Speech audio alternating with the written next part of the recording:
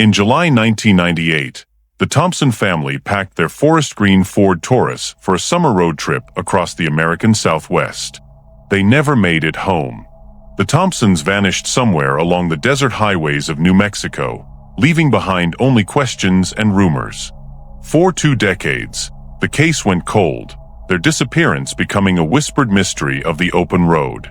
Then, in 2018, a hobbyist flying a drone over a remote ravine made a chilling discovery. Hidden beneath sand, brush, and time was the twisted wreck of the Thompsons' car. Inside were human remains, rope fibers, and a bullet hole no one had ever seen. What investigators uncovered in that ravine would expose not just a family tragedy, but 2 serial killers who had stalked the highways, vanished without a trace, and lived in plain sight for 20 years. In the summer of 1998, the Thompson family packed their station wagon for what was supposed to be the highlight of their year, a long-awaited road trip across the American Southwest. Robert Thompson, the father, was a steady presence in his community, a hardware store owner in his mid-40s who worked tirelessly to provide for his wife and 2 children. His wife, Ellen, was a schoolteacher, known for her warmth and patience, who had spent months planning this trip. Their children, 16-year-old Hannah and 12-year-old Michael, were buzzing with excitement, chattering endlessly about the national parks they would visit, the motels with swimming pools, and the chance to eat junk food on the road. The Thompsons were an ordinary family, but their ordinary joy would make what happened next all the more haunting, because within days of their departure, they would vanish without a trace. This particular year was a very different time for road travel. Families relied on paper maps tucked into glove compartments, on folded AAA booklets with highlighted routes, and on the occasional payphone stop at a gas station if they needed help. There was no GPS voice guiding travelers through desert highways, no cell phone in every pocket to reassure loved ones back home. It was an era that still carried a sense of freedom but also risk, long stretches of desolate road where help was hours away, and strangers remained just that, strangers. As the Thompsons pulled away from their small Colorado town in their forest green Ford Taurus wagon, waving goodbye to neighbors, nobody could have guessed they were embarking not on a summer memory, but on the final journey of their lives. Somewhere between the safety of home and the vast openness of the interstate, predators were already watching. The Thompsons' first days on the road were filled with postcard moments. They visited the Garden of the Gods in Colorado Springs, snapped family photos in front of the towering red rocks, and sent postcards back home to Robert's elderly mother. At a small diner off Route 50, the family joked with a waitress who remembered their smiling faces and Ellen's insistence on leaving a generous tip. But beneath those seemingly ordinary details lay something darker. Witnesses later recalled a second group of customers at the diner that night, 2 men who sat at the counter, barely touching their food, staring far too intently at the family. One of them, tall with a gaunt face, scribbled notes in a worn notebook while the other, shorter and stockier, appeared restless, eyes darting between Hannah and Michael. At the time, the waitress thought nothing of it. Years later, she would tell investigators that their gaze chilled her in hindsight. The 2 men were drifters, though no one knew it then. Traveling in a battered pickup with mismatched plates, they had been drifting through small towns for months, taking odd jobs, sleeping in cheap motels, and vanishing just before police could link them to a string of assaults and robberies. Locals in various towns remembered seeing them, often hitching rides, lingering near bus stations, or loitering at highway rest stops. Yet no official connection had been drawn, because in 1998 databases were fragmented, and law enforcement often worked in silos. For the Thompsons, the timing of their road trip intersected fatally with the killer's path. Whether it was chance or design, the drifters soon fell in step with the family's route, tailing them along stretches of road where traffic thinned and the desert swallowed any trace of sound. The predators had found their prey, though the Thompsons remained blissfully unaware. By the 3rd day of their journey, the Thompsons had entered New Mexico, following highways that wound through scrubland and mesas, a landscape both breathtaking and isolating. Gas stations grew scarce, and Ellen remarked in her travel journal how the emptiness of the desert made her uneasy. That night, the family checked into a roadside motel near Gallup. Witnesses remembered Robert chatting cheerfully with the motel clerk while Hannah and Michael darted between vending machines, laughing over a bag of candy. What no one noticed until later was the same battered pickup pulling in just after them, parking across the lot beneath a flickering light. The men inside did not rent a room. They simply sat in the truck, watching, waiting. It would be the last confirmed sighting of the Thompsons alive, a moment frozen in time before darkness swallowed them whole. The next morning, the Thompsons were expected to continue toward Arizona, with plans to see the Painted Desert and Petrified Forest. They never arrived. When Robert's sister failed to receive the promised call from Ellen that evening, she grew worried. By the following day, when no one in the family could be reached, relatives contacted authorities. At first, police assumed the Thompsons had car trouble or deviated from their route, but as days passed with no word, the alarm grew. Their motel room in Gallup showed signs of departure, the bed slept in, bags repacked, and a motel receipt with Robert's signature. But the family's car was gone. Searches along the highways yielded nothing. Flyers with their smiling faces began appearing at truck stops, rest areas, and grocery store bulletin boards. A family on vacation had simply evaporated, and with them, the comforting illusion of safety that road trips once carried. Authorities began tracing the family's last movements, speaking to gas station attendants, motel clerks, and diners along their projected route. Nearly everyone remembered the Thompsons' friendly demeanor, their easy smiles, their all-American appearance. But a few also recalled something darker, the battered pickup that seemed to appear wherever the Thompsons went. A gas station cashier described two men inside it, unshaven, with eyes that seemed wrong, like they were looking through you. Investigators added the description to their notes, but no license plate was ever recorded, and no one could confirm whether the men had approached the family. In those early days, the drifters were shadows on the periphery, just enough to raise suspicion but not enough to tie them to the disappearance. Still, as the investigation stalled, whispers began to circulate. The Thompsons hadn't simply vanished. Someone had taken them. Weeks passed, and with them, hope began to wither. Volunteers combed stretches of desert, dragging dry riverbeds and searching abandoned rest areas. Helicopters scanned the mesas for signs of the green Ford Taurus, but the desert yielded no secrets. The family's bank cards were never used, their luggage never surfaced in pawn shops, and no ransom note arrived. To investigators, it felt like the earth had swallowed them whole. Behind the scenes, though, fragments of unease lingered. Patrol officers recalled issuing warnings about two suspicious men loitering near campgrounds. A hitchhiker remembered being offered a ride in a battered pickup by men who frightened him enough to refuse. And in Gallup, the motel clerk admitted he noticed the same pickup pulling out moments after the Thompsons left, though he couldn't recall which direction it went. These fragments suggested a chilling possibility. The disappearance was no accident. The killers themselves, however, seemed to vanish as quickly as they appeared. The battered pickup was reported sporadically across state lines in the following months, once near Flagstaff, another time outside Albuquerque, but never long enough for police to catch up. Each sighting was like smoke slipping through fingers. Without modern surveillance cameras or license plate readers, investigators had little to work with. By the end of 1998, the case was already slipping into unsolved territory. Reporters who had once splashed the family's smiling faces across front pages moved on to fresher tragedies.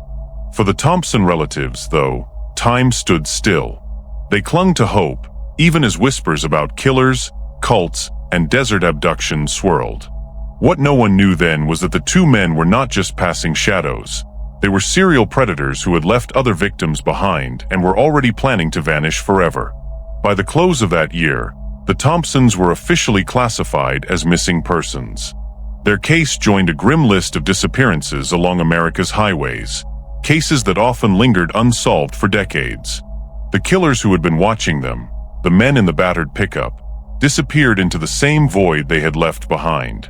With no bodies, no car, and no clear suspects, the investigation ground to a halt, becoming another cold case file gathering dust. News of the Thompson family's disappearance spread quickly through their hometown in Colorado. At first, friends and neighbors assumed there had been some mix-up, that perhaps the family had decided to take a detour, or that their car had broken down in an isolated stretch of road. But as days passed without a single phone call, the sense of unease grew heavier. Ellen's fellow teachers gathered in the school library, whispering about her absence, staring at the empty chair where she once graded papers. Robert's hardware store, usually bustling with locals picking up supplies, sat shuttered, its closed sign becoming a daily reminder that something had gone horribly wrong. In a small community where everyone knew everyone, the Thompsons' absence was not just noticed, it was felt like a missing heartbeat, a void that made the air itself heavy. By the end of the first week, fear had replaced hope. Local law enforcement launched a full-scale search. Officers retraced the family's projected route, revisiting every motel, diner, and gas station along the highways they were believed to have traveled. Search parties were dispatched, combing dry riverbeds and hiking trails with flashlights and dogs. Helicopters hovered over the desert, their shadows crawling across mesas as pilots scanned for the glint of a windshield. The FBI joined the investigation, bringing a seriousness that both comforted and terrified the Thompsons' relatives. Yet despite the intensity, no new evidence surfaced. What should have been a straightforward missing persons case spiraled into confusion. The family seemed to have evaporated into thin air, leaving behind only rumors. The longer the search continued without answers, the more panic gripped the community, who began to whisper that something darker than car trouble or a detour had occurred, that perhaps a predator had been waiting. The first wave of grief struck hardest at the family's relatives. Robert's younger sister, Linda, became the emotional anchor of the story. She was the one who had expected Ellen's call that never came, the one who raised the first alarm. Linda, a nurse by profession, was not easily shaken by tragedy, but the uncertainty surrounding her brother's family gnawed at her with relentless cruelty. She clung to every update from investigators, every lead, every possible sighting, but the silence that followed each attempt felt like a death of its own. In interviews with local media, Linda's voice trembled as she begged for her family's safe return, holding up a framed photograph of Hannah and Michael. Her grief humanized the story for the public, transforming it from another headline into a haunting reminder that these were real people, with lives cut short by an unseen hand. For the investigators, the disappearance became a maze of dead ends. They tracked down possible leads, reports of a green Ford Taurus seen at a rest stop, rumors of a family matching the Thompsons' description in Arizona, a tip from a trucker who swore he had seen Robert arguing with strangers near a gas station. Each lead unraveled under scrutiny. The Taurus sighting turned out to be another family, the supposed argument nothing more than a misunderstanding, the Arizona tip a case of mistaken identity.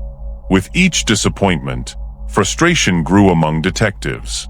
One sheriff's deputy admitted to reporters that the case felt like chasing smoke in the wind. Yet behind their professional composure, many investigators privately admitted they believed the family had been targeted, not lost. Something about the timing, the motel parking lot, and the battered pickup described by witnesses refused to leave their minds. The community reacted with fear. Parents who once allowed their teenagers to roam freely now insisted on curfews. Families canceled summer trips, unwilling to risk the highways where the Thompsons had vanished. Gas station attendants whispered about strangers, and rest stop bathrooms became places of dread rather than convenience. Churches held vigils, praying for the family's safe return, while local newspapers ran editorials warning of dangers on the road. Yet even as prayers filled sanctuaries and candles burned in windows, a darker undercurrent spread.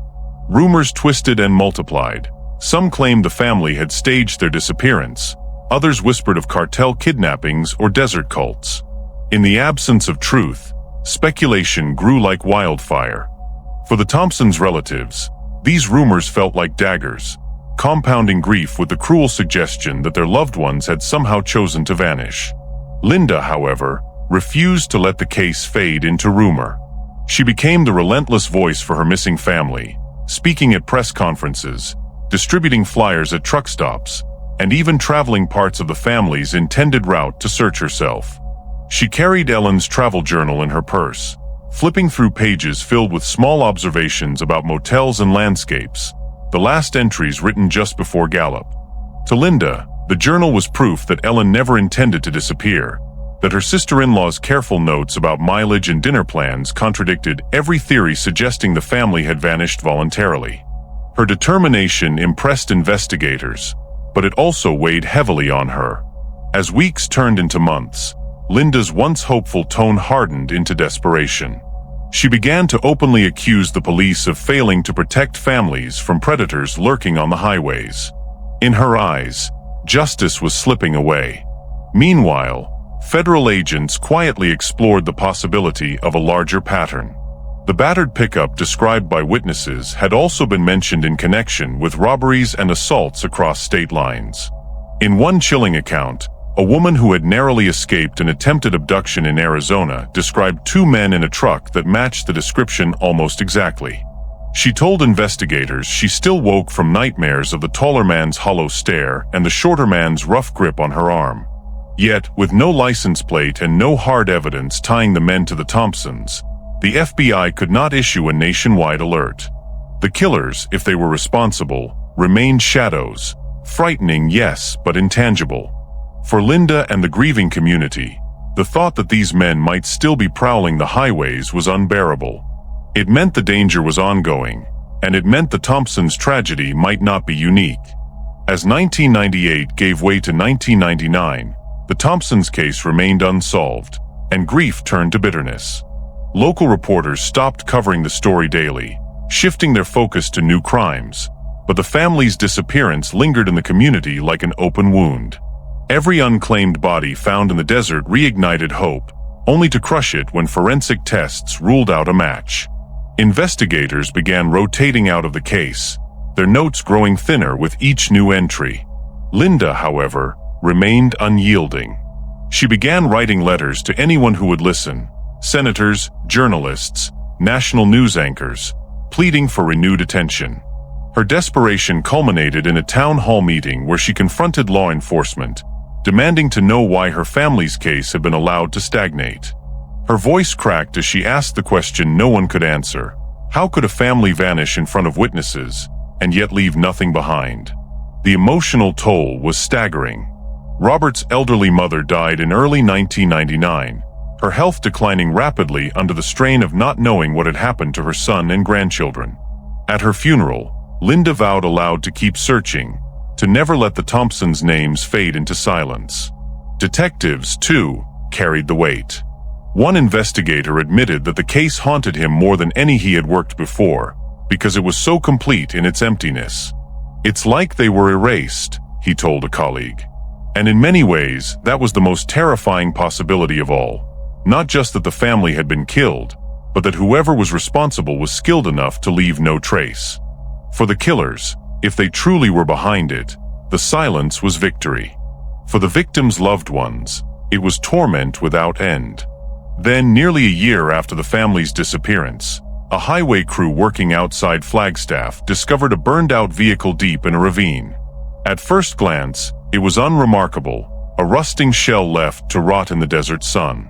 But when investigators examined it, they found faint traces of green paint beneath the scorch marks. Could it be the Thompsons' Ford Taurus? The serial number had been filed off, and the fire had destroyed any trace of DNA.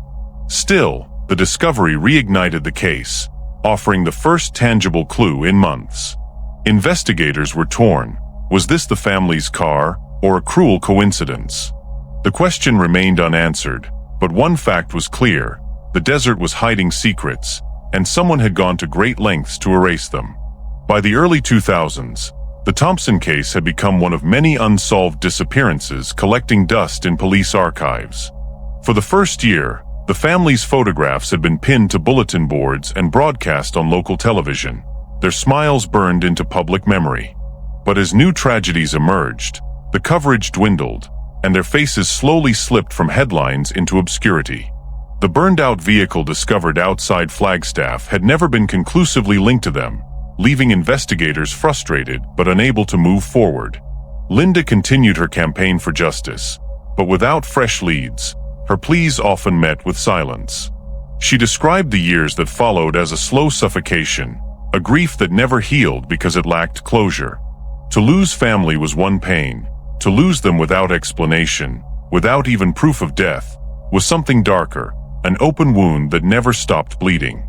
Life in the Thompsons' hometown adjusted in outward appearances, but the absence was always there, lingering like a shadow.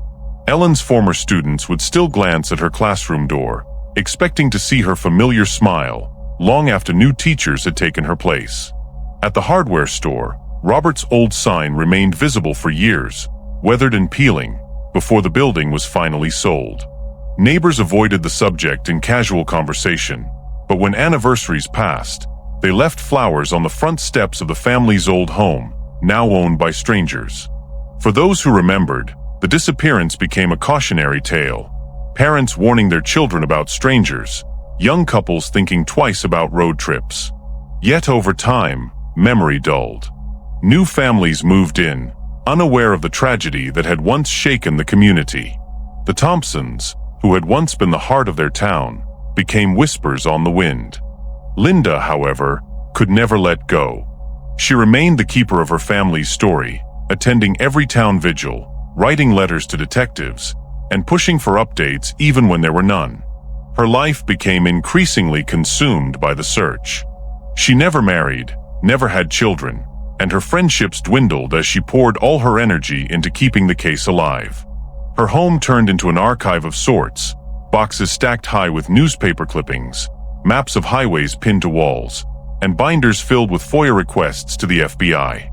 Some called her obsessive, others admired her devotion, but all agreed she carried the weight of the missing like a stone chained to her heart. When asked why she continued, her answer was always the same: because they deserve to be found. Because if I stop, they'll really be gone. For the original investigators, the case lingered as a ghost in their careers. Some retired with the Thompson file still haunting their desks, while others admitted they avoided thinking about it altogether. Without bodies, without a confirmed crime scene, there had been little to build upon. Still, many privately believed the two drifters in the battered pickup had been responsible. They had been linked to other violent crimes, but none ever stuck. Witnesses too scared to testify, evidence too flimsy to hold up in court. In the early 2000s, one detective tried to reopen a line of inquiry, tracing reports of the men in Texas and Nevada, but the trail went cold again. It was as if the killers had melted into the landscape, swallowed by the vastness of America's highways. The absence of justice gnawed at those who once swore to uphold it. For the Thompsons' children's friends, the passage of time carried its own scars. Hannah's high school peers graduated, went to college, and built lives of their own, but always with the empty space where she should have been. Michael's classmates grew into adulthood, some marrying, some moving away, yet they never forgot the boy who vanished on the cusp of adolescence. At reunions, their names came up in quiet conversations. What would Hannah have studied? Who might Michael have become? The tragedy became a marker of time, a reminder that their generation carried a wound that would never fully close. Some of them admitted to survivor's guilt, the unsettling thought that it could just as easily have been their family on the road that summer. The silence surrounding the Thompsons wasn't just an absence, it was a weight pressing down on an entire generation. Meanwhile, across the Southwest, the killer's trail remained eerily quiet. Though rumors persisted of men matching their descriptions drifting from town to town, no conclusive arrests were ever made. In some circles, they became almost mythic figures, ghosts of the highway, predators who appeared briefly and then disappeared into the sprawl of America's deserts. Amateur sleuths posted theories on early internet forums, linking the Thompsons' disappearance to other unsolved cases: a family vanishing in Nevada, a woman abducted from a gas station in Arizona, unidentified remains found near truck stops. Some believed the killers were still out there, blending into the margins of society, while others thought they had died or gone to prison under different names. Without proof, speculation was all anyone had. For the Thompsons' loved ones, though, speculation was not enough. They needed truth, and truth remained maddeningly out of reach. By the mid-2010s, nearly 2 decades after the disappearance, Linda's fight had begun to take a toll on her health. Years of stress etched lines across her face, and sleepless nights fueled by obsession left her body frail. Yet her determination never wavered. She continued to attend cold case conferences, standing before rooms filled with detectives and experts, holding up faded photographs of Robert, Ellen, Hannah, and Michael. Her plea was always the same: please don't forget them. Some investigators listened with genuine sympathy, others with weary resignation. But Linda's persistence ensured the case was never fully forgotten. Even as time marched forward, she kept the memory alive, a single voice refusing to let silence win. For her, giving up would have been a second betrayal, as if abandoning her family to the killers all over again. As technology advanced, Linda began to pin her hopes on forensic breakthroughs. DNA databases were expanding, and she prayed that someday a match would surface, perhaps from unidentified remains in a desert grave, or from evidence long overlooked.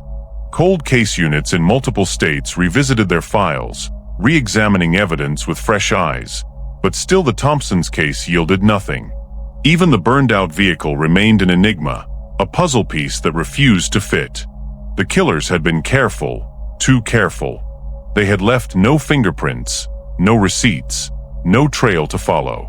In an age when most crimes left digital footprints, the Thompsons' disappearance remained an analog mystery, rooted in a time before technology could track every movement.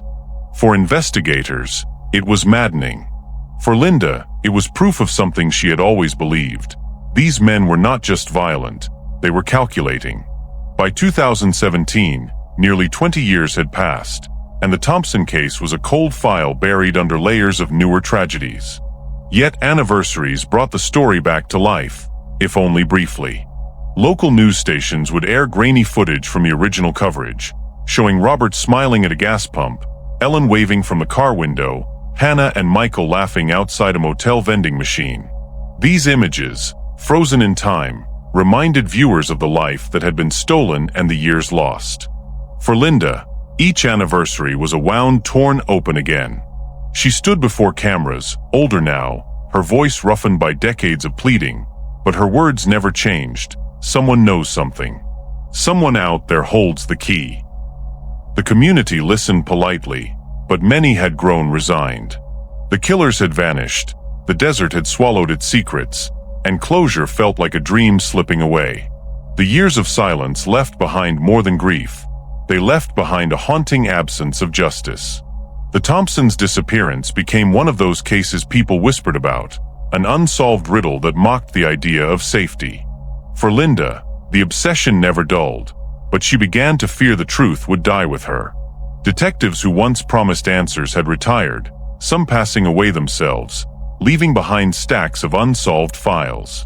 The killers, whoever they were, remained phantoms, their trail long since gone cold.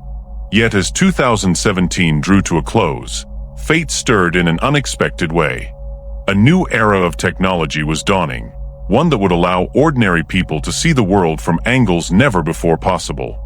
And it was this technology, a tool meant for recreation, that would soon shine a light on secrets buried for 20 years. In the spring of 2018, 20 years after the Thompsons disappeared, the desert near Gallup, New Mexico, looked the same as it had in 1998. Harsh winds swept over the mesas, carrying dust that clung to everything it touched. Tourists passed through on their way to more famous destinations, rarely stopping long enough to notice the barren beauty around them.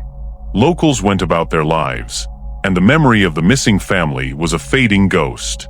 Yet beneath that familiar landscape, secrets had lain hidden, waiting for the right eye, or in this case, the right technology to uncover them. A local hobbyist named Daniel Ruiz had recently bought a drone, a small quadcopter with a mounted camera. For him, it was just a new gadget, a way to capture sweeping shots of sunsets and canyons.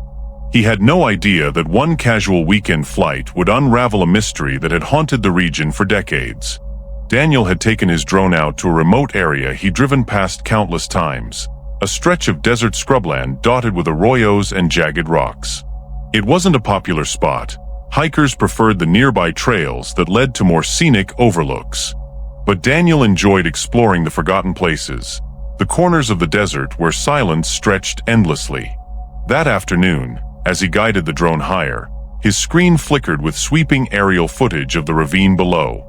At first, everything looked ordinary: cacti, rocks, dry brush. Then something caught his eye, an unnatural glint, a flash of metal half buried beneath layers of sand and time. Daniel circled the drone back, zooming in closer. What he saw made his chest tighten. It wasn't just debris. It was the outline of a vehicle, twisted and rusting, hidden from view for decades.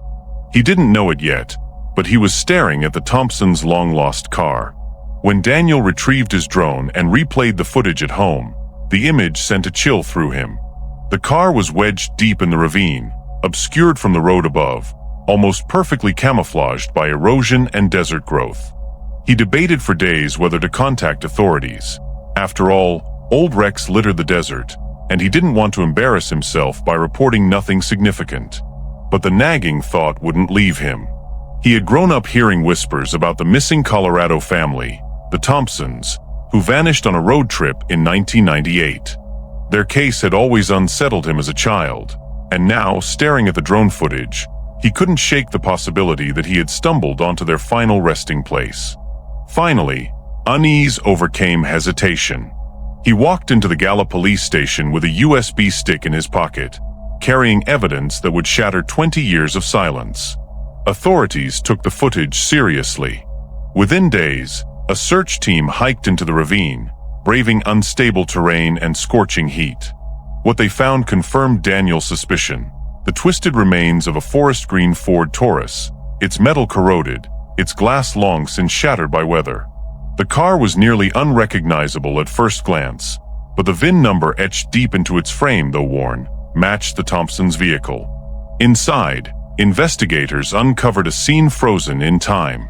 Weather and wildlife had reduced much to fragments, but enough remained to suggest the car had been deliberately concealed. Sand had been shoveled over portions of it, brush dragged to obscure sight lines. Most chilling of all, human remains were found inside, bones fractured, belongings scattered. Among them was Ellen's travel journal, miraculously preserved beneath a seat cushion, its last page ending mid-sentence. The Thompsons had finally been found, but answers were only beginning. The discovery made headlines nationwide. After 2 decades of silence, the mystery of the missing family had burst back into the spotlight with shocking force. Reporters swarmed Gallup, interviewing Daniel Ruiz, who struggled with the weight of his find. "I never expected something like this," he told cameras, his voice trembling. "It feels like I stumbled into someone else's nightmare." For Linda, the call came late at night. Investigators told her they had found the car, that her brother and his family were inside. She collapsed to her knees, sobbing, torn between grief and relief. For 20 years, she had begged for answers, and now finally she had them. Yet those answers came with new torment. How had they ended up in the ravine? Who had forced them there? And most importantly, why had the killers disappeared, leaving behind only silence and bones? Investigators immediately reopened the case, now with a crime scene to examine. Forensic experts combed through the wreckage, treating every scrap as sacred evidence. Among the rusted debris, they found chilling details: traces of accelerant on the upholstery suggesting the car had been set on fire, a bullet lodged in the driver's side door, and rope fibers clinging to the back seat. These weren't the marks of an accident. They were the signatures of violence, carefully masked to look like tragedy. More telling still, tire tracks were found faintly preserved in hardened clay nearby, leading away from the site, likely left by another vehicle, the killer's pickup. It was confirmation of what many had long suspected: the Thompsons had been ambushed, murdered, and hidden. Yet the evidence also raised more questions. Why leave the car intact? Why hadn't the killers ensured nothing could ever be found? The media coverage reignited public interest in the case. Old witnesses came forward again, this time more willing to speak. The waitress from the diner in 1998 confirmed her memory of the 2 strange men who had watched the Thompsons. A trucker recalled seeing the battered pickup parked near the Gallup Motel that same night. New leads, once ignored or dismissed, now carried weight. Online forums buzzed with amateur sleuths connecting dots between the Thompsons case and other unsolved crimes across the Southwest. The killers, once shadows whispered about, became the focus of intense speculation. Were they drifters who vanished into obscurity? Or had they reinvented themselves, hiding in plain sight, their crimes buried beneath false names and new lives? For the first time in 20 years, momentum returned to the case, fueled by the eerie footage of a drone descending into silence. For Linda, the discovery was both vindication and heartbreak. She traveled to New Mexico to stand at the ravine's edge, staring down into the gaping wound in the earth that had swallowed her family. She clutched Ellen's travel journal, returned to her by investigators, and traced her sister-in-law's final words with trembling fingers. "They didn't just disappear," she said through tears to reporters. "They were taken. And now we know." Her words resonated deeply, capturing the raw mix of relief and anger that defined this moment. The Thompsons' remains would finally be laid to rest, but closure was far from achieved. The killers were still out there, somewhere. Perhaps dead, perhaps alive, but either way, their secret had been dragged back into the light. Linda vowed once more to pursue justice, no matter how many years had passed, no matter what it cost her. The renewed investigation brought modern forensic tools into play, tools that had not existed in 1998. DNA was extracted from bone fragments, bullet casings, and even the rope fibers. Soil analysis traced traces of oil and rubber consistent with older model pickups, narrowing the vehicle type investigators sought. Digital enhancements of the drone footage revealed drag marks leading from a highway to the ravine, suggesting the killers had forced the Thompsons off the road before executing their plan. Piece by piece, the puzzle began to shift. The discovery didn't just provide answers, it reframed the entire case. What had once seemed like a vanishing act now looked like a calculated murder, carried out with chilling precision. The killers had not just stumbled upon the Thompsons. They had stalked them, cornered them, and erased them. And now, their erasure was finally unraveling. By the end of 2018, the case was officially reclassified from missing persons to homicide. The Thompsons' remains were buried in Colorado, their community gathering at last to mourn properly, though the service was overshadowed by the weight of unanswered questions. For Linda, closure could only come with accountability. "I don't want names in a file," she told investigators. "I want faces. I want the world to know who did this." That demand became the rallying cry of the reopened investigation, propelling the case into its next phase. The killers, once thought lost to time, were about to be dragged from the shadows they had hidden in for decades. With the Thompsons' remains recovered, the FBI's Cold Case Unit officially reopened the investigation in late 2018. For the first time in 20 years, there was physical evidence to examine beyond speculation and faded witness statements. Investigators knew that solving the case would not only deliver long-awaited justice, but also send a message. Even decades-old crimes could no longer hide in the shadows. A task force was assembled, blending veteran detectives who remembered the original case with younger agents fluent in modern forensic science. Files were pulled from dusty archives, witness interviews were re-recorded, and every piece of evidence collected from the ravine was cataloged with painstaking precision. Unlike 1998, investigators now had tools at their disposal: DNA sequencing, advanced ballistics, digital imaging, that could detect truths invisible 2 decades earlier. For Linda, the reopening was both a blessing and a torment. Justice finally felt possible, but the pain of reliving her family's death was crushing. The first step was reconstructing the night of the Thompsons' disappearance. Analysts used satellite mapping and 3D modeling to chart their likely route from Gallup to Arizona. Using the drone footage and evidence from the ravine, they determined that the family's car had been forced off the highway, dragged down a dirt road, and concealed. Bullet trajectories indicated Robert had tried to fight back, likely while still in the driver's seat. Rope fibers in the back seat suggested Hannah and Michael had been restrained.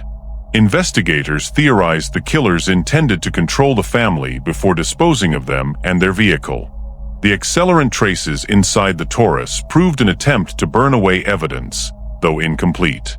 This reconstruction painted a picture of premeditated ambush, not random violence. It was a chilling confirmation. The killers had stalked their victims, waited for the right moment, and executed their plan with terrifying efficiency. Detectives turned their attention back to the battered pickup reported in 1998. Though no license plate had been recorded, they now had additional clues: the tire impressions near the ravine and oil residue embedded in the soil. Forensic experts narrowed the truck to a specific make and model common in the mid-1990s, an older Chevy C/K pickup. Cross-referencing with historical DMV data, they created a list of owners who matched both the vehicle and the general appearance described by witnesses. This process unearthed names that had long been buried in old files. Two of them, James Jimmy Harper and Carl Dwyer, were familiar to investigators. Drifters with violent histories, they had been questioned briefly in the late 1990s for robberies and assaults across Arizona and New Mexico.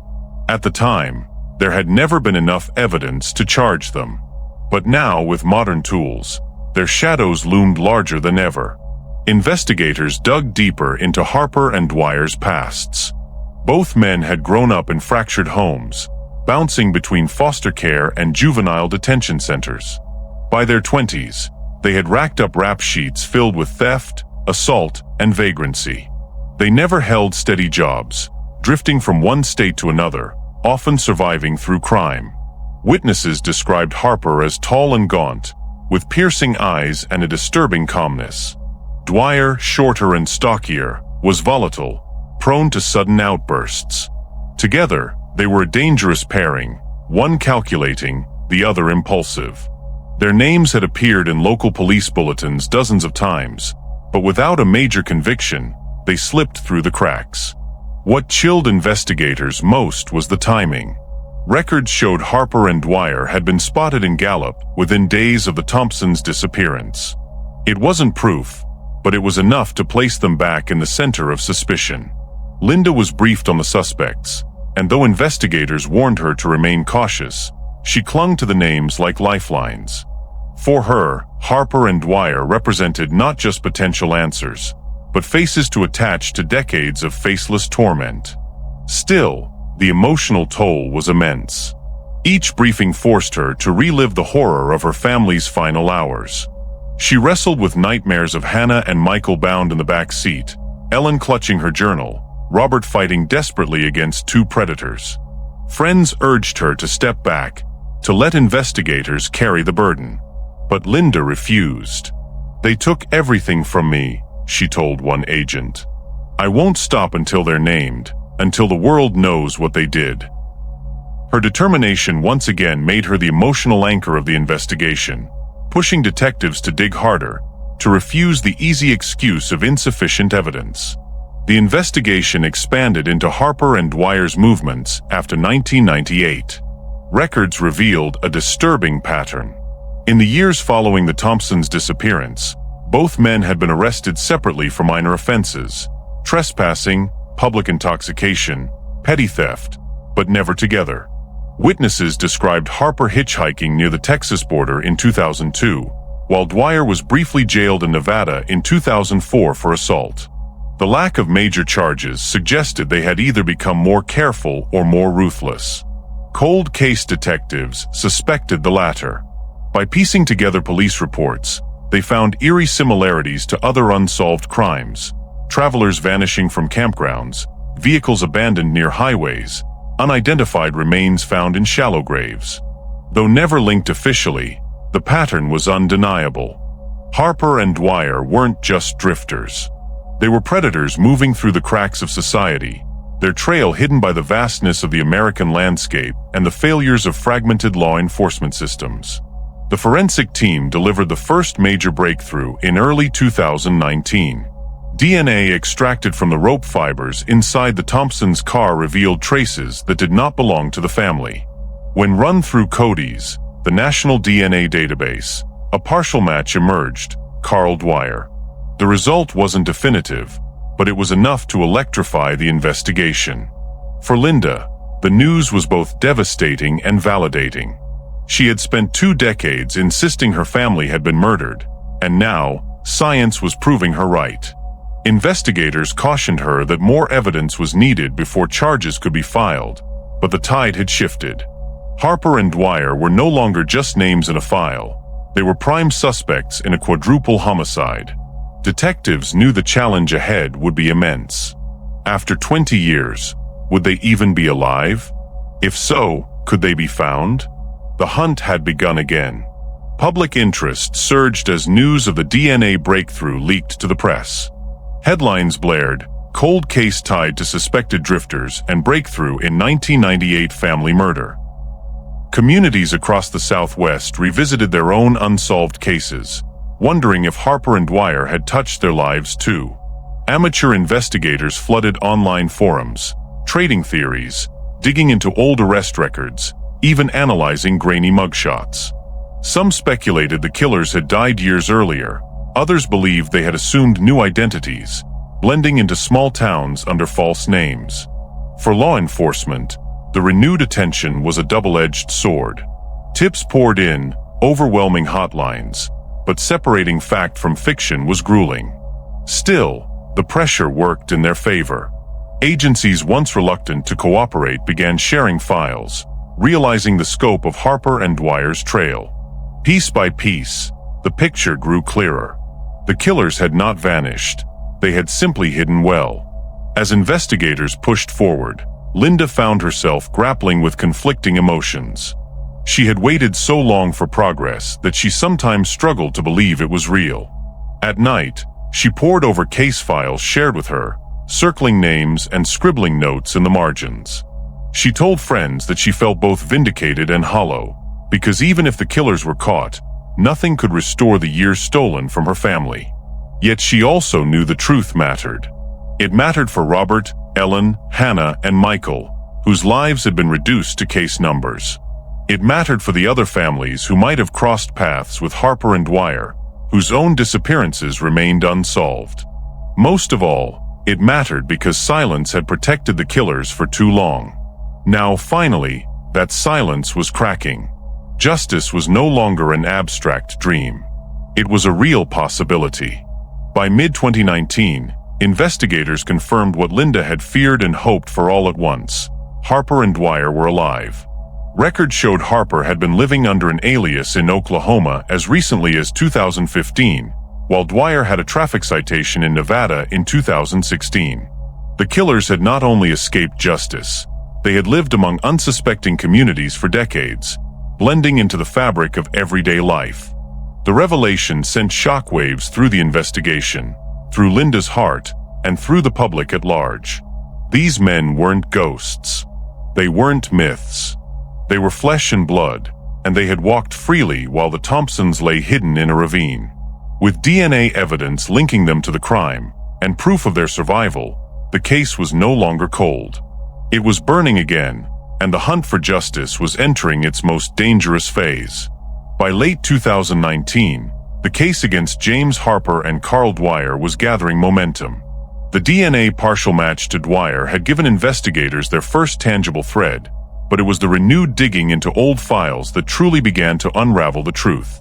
Cold case detectives pored over decades of forgotten reports, piecing together scattered hints that, when assembled, painted a disturbing pattern.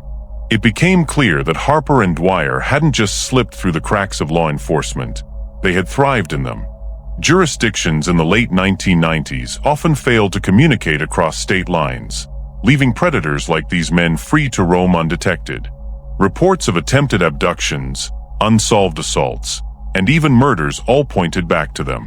What emerged was not two aimless drifters, but a partnership bound by violence, opportunism, and a chilling ability to adapt. The Thompsons had been their victims, but they were far from the only ones. As the task force dug deeper, a disturbing revelation came to light. Multiple tips about Harper and Dwyer had been reported in the weeks following the Thompsons' disappearance but were ignored. Old call logs revealed that a trucker had phoned in, describing two men in a battered pickup harassing a family at a rest stop just days before the Thompsons vanished. Another tip had described men matching their description seen leaving Gallup in haste around the time the family disappeared. Yet those leads were never followed. Why? Investigators discovered that local law enforcement had been overwhelmed by jurisdictional disputes. With the FBI stepping in, smaller agencies assumed their input wasn't needed. The result was tragic. Valuable leads fell through the cracks. For Linda, the discovery was infuriating. "They could have caught them then," she whispered in one interview, tears streaking her face. "My family didn't have to die." The task force turned to reconstructing the killer's movements after the Thompsons' murders. Interviews with old acquaintances painted an eerie picture of Harper and Dwyer in the years that followed. Harper, the tall, gaunt figure, was remembered for his unsettling quiet. "He had this way of staring at you, like he was planning something," recalled one former coworker at a construction site in Texas. Dwyer, on the other hand, was remembered for his temper. He picked fights in bars, threatened landlords, and frequently fled towns after run-ins with police. Together, they seemed chaotic, yet their partnership endured. Psychologists working with the task force described it as a predator pairing. Harper provided control and planning, while Dwyer provided force. This dynamic explained how they could orchestrate something as methodical as the Thompsons' ambush, yet vanish into disorder afterward. It was a relationship rooted in violence and survival. Evidence from other unsolved cases began to connect with chilling clarity. In 1999, a woman disappeared near a campground outside Flagstaff. Her car was later found abandoned, stripped of valuables. A DNA sample recovered from the vehicle's trunk, when retested with modern technology, showed markers consistent with Harper's profile. In 2001, a young couple vanished from a roadside near El Paso. Their car was discovered burned, eerily similar to the Thompsons' vehicle. In 2004, skeletal remains were found in Nevada with rope fibers identical in composition to those recovered from the Thompsons' car. None of these cases had ever been tied together, but the reopened investigation changed that. Harper and Dwyer's trail stretched wider than anyone had imagined.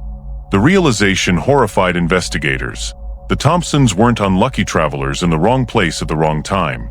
They were part of a string of violent crimes that law enforcement had failed to connect. One of the most shocking discoveries came from within the Gallup police archives.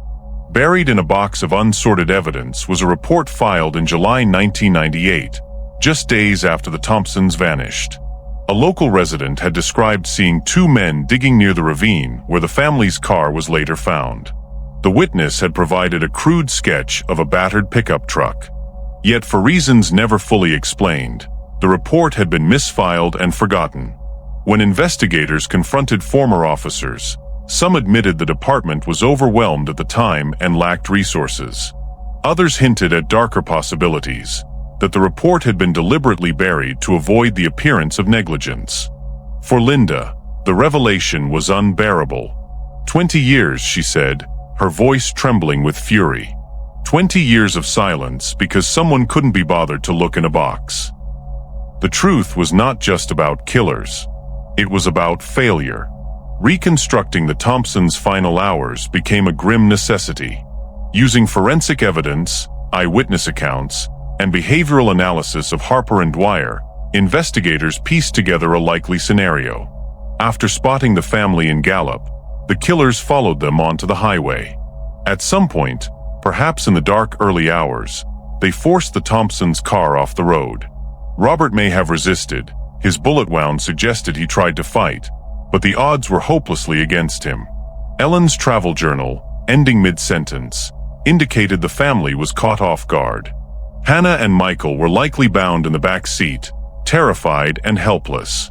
The killers drove the family into the ravine, executed them, and attempted to burn the car to erase evidence. Their work was rushed, sloppy, yet effective enough to conceal the crime for decades. The flashback reconstruction left investigators shaken, but for Linda, it provided something she had long sought, a glimpse of truth.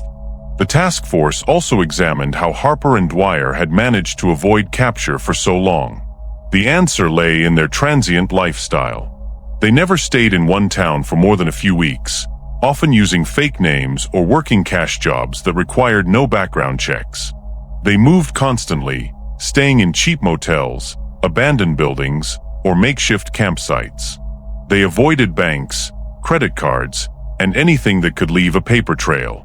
In essence, they had lived like ghosts, blending into America's forgotten spaces. Yet their invisibility was not solely their own doing. Law enforcement failures had played a role. In the late 1990s and early 2000s, databases were fragmented, fingerprints went unshared between states, and DNA technology was in its infancy. By exploiting these gaps, Harper and Dwyer had remained free. The realization was chilling, not because it excused them, but because it highlighted how easily predators could vanish. Perhaps the most disturbing revelation came from interviews with people who had crossed paths with the killers.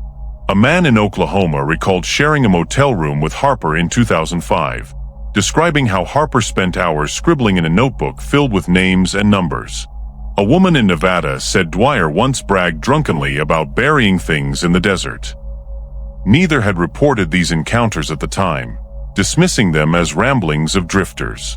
But in hindsight, they were chilling confessions hiding in plain sight. Investigators also discovered that in 2010, Harper had briefly been questioned in connection with another disappearance, but without conclusive evidence, he was released. Each missed opportunity painted a picture of killers not just hiding, but daring authorities to catch them. They had lived with the arrogance of predators who believed the world would never hold them accountable. For 20 years, they had been right. As investigators compiled their findings, the scope of the conspiracy of silence became undeniable. It wasn't that Harper and Dwyer had supernatural abilities to disappear. It was that the system had failed repeatedly to connect dots, follow leads, and prioritize the vulnerable. Families like the Thompsons had paid the price for those failures. For Linda, the revelations were both vindicating and soul-crushing. She had always believed her family hadn't simply vanished, and now the evidence proved her right. But it also proved something darker. Their killers could have been stopped years earlier. The flashbacks to missed opportunities haunted her. Every time she saw the misfiled report, the ignored tips, the abandoned DNA samples, she thought of Hannah's laughter, Michael's wide-eyed curiosity, Ellen's patient smile, Robert's steady presence. Their lives had been extinguished not only by killers, but by indifference. And that truth was harder to bear than the crime itself. By the end of 2019, the truth had begun to crystallize. Harper and Dwyer were not phantoms. They were men who had lived, traveled, and killed, shielded by gaps in a flawed system. The investigation had revealed their methods, their failures, and the missed chances to stop them. For investigators, the question was no longer if they were responsible, but how to bring them to justice after so many years. For Linda, the revelations were both closure and agony. She had her answers, but they came wrapped in a truth more horrifying than she could have imagined. Her family's murder had been preventable. As the task force prepared its next move, one thing was certain: Harper and Dwyer's days of hiding were over. The final act of the story was approaching, a reckoning 2 decades in the making. In early 2020, the task force pursuing James Harper and Carl Dwyer reached its decisive moment. After months of combing through records, tracking aliases, and cross-referencing tips, investigators pinpointed the men's last known locations. Harper, now in his late 40s, was traced to a small town in Oklahoma, where he had been living under the name John Harris. Dwyer, heavier and grayer but unmistakable, was found working occasional construction jobs in Nevada. Both had managed to carve out lives in the margins, blending in with communities that never suspected their violent pasts. What shocked investigators most was their ordinariness. Neighbors described Harper as quiet, polite, kept to himself. Dwyer was a bit rough, liked to drink, but nothing unusual. The revelation was chilling. Predators who had once terrorized the highways were now hiding in plain sight, their true identities buried beneath years of lies. Surveillance teams were dispatched to monitor Harper and Dwyer. Agents documented their routines: Harper shopping at a grocery store, Dwyer drinking at a dive bar, both men moving through daily life as though the weight of 4 murders, and likely many more, wasn't on their shoulders. It was a surreal experience for investigators who had spent months reconstructing their crimes. Seeing them laugh, chat with clerks, and live freely while the Thompsons had lain in a ravine for 20 years was almost unbearable. Linda was briefed on the surveillance, but asked not to attend. "I don't want to see them living," she said quietly. "I only want to see them held accountable." For her, the thought of the killers blending into ordinary life was proof of the cruelty of fate. Yet it also gave her hope. If they were alive, if they could be watched, then finally they could be caught. In February 2020, the FBI executed simultaneous raids. At dawn, agents stormed Harper's rented house in Oklahoma, finding him asleep on a couch littered with beer cans and cigarette ash. In Nevada, Dwyer was pulled from a motel room where he had been staying with a woman who knew nothing of his past. Both men were arrested without incident, a surprising anticlimax to a hunt that had spanned decades. For investigators, the arrests were a triumph. For Linda, they were the moment she had dreamed of and dreaded in equal measure. When she received the call, she sank into a chair, tears streaming down her face. "It's over," she whispered. But it wasn't over, not yet. Arrest was only the beginning. The question that remained was whether the evidence, 2 decades old, would hold up in court and finally expose the truth to the world. The trial preparation was intense. Prosecutors built their case around the newly uncovered forensic evidence, the drone footage, and the long trail of crimes linked to Harper and Dwyer. The DNA partial match to Dwyer was central, but it was bolstered by eyewitness accounts, ballistic analysis, and a recovered travel journal belonging to Ellen Thompson. Forensic experts testified that the accelerant used in the Thompsons' vehicle matched accelerants found in 2 other unsolved cases tied to the suspects. The narrative was clear. Harper and Dwyer were not just responsible for one family's disappearance. They were serial predators who had left a trail of death across the Southwest. Defense attorneys attempted to cast doubt, citing the time lapse and degraded evidence, but the sheer weight of connections overwhelmed their arguments. Piece by piece, the truth became undeniable. The killer's decades of invisibility were finally collapsing under the light of justice. For Linda, attending the trial was both agony and catharsis. She sat in the courtroom clutching Ellen's journal, refusing to let it leave her hands. When prosecutors displayed photographs of the ravine, the burned vehicle, and the recovered rope fibers, she turned away, tears streaming down her face. Yet she also listened intently, needing to hear every detail of how her family's story was finally being told. When witnesses described Harper's eerie calm and Dwyer's violent outbursts, she felt waves of rage. These were not just names. They were the men who had stolen her family, her future, her peace. In quiet moments, she imagined Robert's steady smile, Ellen's gentle laugh, Hannah's teenage chatter, and Michael's playful grin. The courtroom became not just a place of justice, but a memorial. Each fact laid bare was another piece of her family's story reclaimed from silence. The jury deliberated for only 2 days before returning with guilty verdicts on multiple counts of murder, kidnapping, and conspiracy. Harper and Dwyer sat stone-faced as the verdicts were read, showing no flicker of remorse. For Linda, the words were both vindication and heartbreak. Justice had been served, but it could never bring back what she had lost. When the judge sentenced both men to life without parole, Linda finally allowed herself to exhale. 22 years of waiting, of unanswered questions, of endless grief, had ended with the truth spoken aloud in a courtroom. The killers who had once been shadows on the highway were now prisoners, their freedom stripped away. Yet Linda's relief was tempered by sorrow. "Justice isn't joy," she told reporters afterward. "It's survival.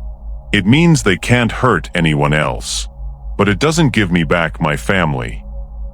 The aftermath of the trial rippled through communities across the Southwest. Families of other missing persons came forward, hoping to learn if Harper and Dwyer were connected to their own tragedies. Cold case units reopened files, comparing evidence with the methods revealed in the trial. Some found closure, others found only more questions. For law enforcement, the case became a symbol of the importance of persistence, technology, and interagency cooperation. The drone discovery that had cracked the case was cited in training sessions nationwide as proof that breakthroughs could come from unexpected places. For the public, the case was a chilling reminder that predators could hide in plain sight for decades, protected by silence and oversight.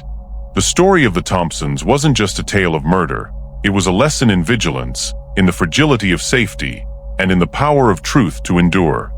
For Linda, life after the trial was complicated. She finally laid her brother, sister-in-law, niece, and nephew to rest, their graves marked with simple headstones in Colorado. Standing at the cemetery, she felt a strange mixture of peace and emptiness. Her fight was over, but so too was her purpose. For 20 years, her identity had been tied to the pursuit of justice. Now, with that justice achieved, she was left to face the quiet. Friends urged her to rebuild her life, to travel, to rest. She began speaking at victim advocacy events, sharing her story to inspire others not to give up. Yet she admitted in interviews that her heart would always remain in 1998, on the day her family left for their road trip and never came home. "You don't move on," she said softly. "You carry it. You just learn to carry it differently." The story circled back to the image of the Thompsons driving away in their forest green Ford Taurus, waving goodbye to neighbors, laughter spilling from the windows. That memory, once a symbol of loss, now stood as a reminder of resilience. They had been silenced for 2 decades, but their voices had been reclaimed. The killers who thought they had erased them had failed. Their names were spoken in court, their story told on national news, their memory preserved. In the end, the Thompsons were not just victims. They were a family whose tragedy exposed flaws in the system, whose story pushed technology and persistence to deliver justice, and whose legacy would live on through advocacy, awareness, and remembrance. The desert had tried to bury their truth, but truth had a way of surfacing, even after 20 years. And in surfacing, it brought light to shadows. As the case closed, the question lingered: was justice truly served, or was it merely a delayed reckoning? For Linda, the answer was simple. Justice came late, she said, standing at her family's graves, but it came. And that matters. The killers had been unmasked, their lives stripped of the invisibility they once relied on. The family that had vanished on a summer road trip in 1998 was no longer a mystery. They were a story of truth, loss, and survival. The case became a chilling testament to patience, persistence, and the power of technology to uncover what time had tried to erase. Do you believe justice delayed is still justice served, or does waiting decades diminish its meaning?